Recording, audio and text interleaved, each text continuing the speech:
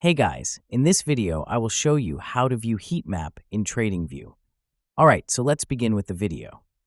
A heat map is a powerful visual that helps you quickly gauge the performance of many stocks at once, especially within an index like the S&P 500. Start by going to TradingView's website. In the top menu, click Products, then select Screeners, and choose Stock under the Heat Map section to get to the stock heat map. If you're using the desktop app, you can take a shortcut. Click the plus button at the top of the app and pick Heatmap stocks from the list.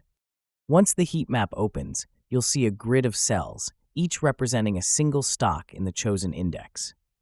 The size of a cell reflects market capitalization, and the color shows performance, shades of green for gains and shades of red for losses.